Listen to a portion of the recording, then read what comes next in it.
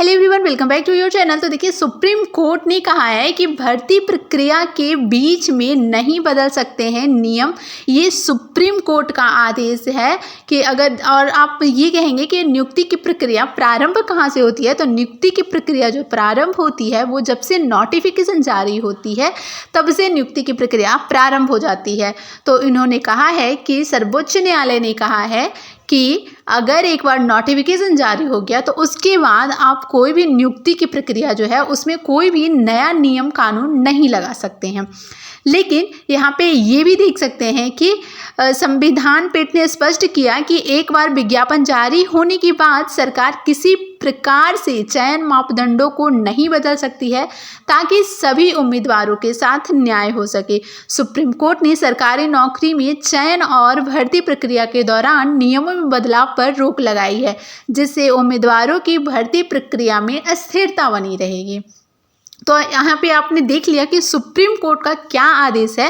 और आपको ये भी पता होना चाहिए कि जो ये प्रक्रिया होती है वो जब से नोटिफिकेशन जारी होता है तभी से होता है। सुप्रीम कोर्ट का हालिया ऑर्डर आया है कि नियुक्ति के बीच में नियम नहीं बदले जा सकते हैं। तो इसमें बीपीएससी में आपने देखा कि TRE 2 में क्या हुआ, जब रिजल्ट जारी करने का समय आया तो भाषा की अहर्ता को हटा दिया गया। +2 के अभ्यर्थी जिसमें कई विषय में 50% भाषा में फेल अभ्यर्थी हैं।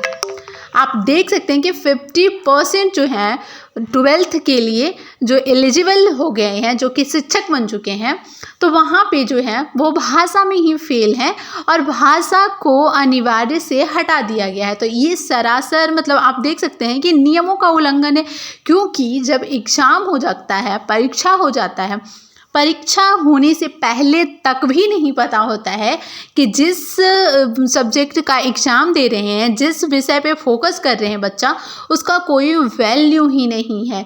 तो ये जब एग्ज़ाम बच्चा दे रहा है तो वो उस मेंटलिटी से दे रहा है कि हमको इसमें भी क्वालिफाई करना है।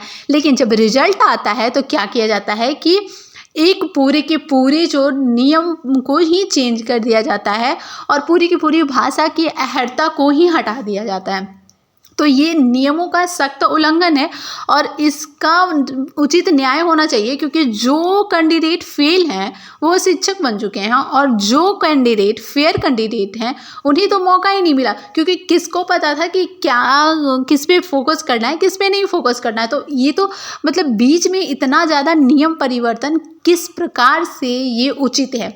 आपने देख ही लिया कि हाई कोर्ट ने रद्द की बेसिक शिक्षकों की तबादला नीति। अदालत ने कहा कि इसके प्रावधान मानदेय व भेदभावपूर्ण है, क्योंकि आपने देखा कि आप देख सकते हैं कि किसी भी प्रक्रिया में आप अगर नियुक्ति की प्रक्रिया स्टार्ट हो चुकी है, प्रारंभ हो चुकी है, तो उसमें नियम नहीं परिवर्तित किया जा सकते हैं। लेकिन BPSC TRE में नियमों का उल्लंघन लगातार हुआ है। चाहे TRE 1 में बीच में डोमिसाइल को हटा देना, ये भी हुआ है TRE 1 में, TRE 2 में लैंग्वेज, और TRE 3 में तो यहाँ पे देखिए कि लैंग्वेज के बारे में कुछ कहा ही नहीं गया है कि मैंडेटरी है, नहीं है, क्या है। वैसे आपकी क्या राय है, नीचे कमेंट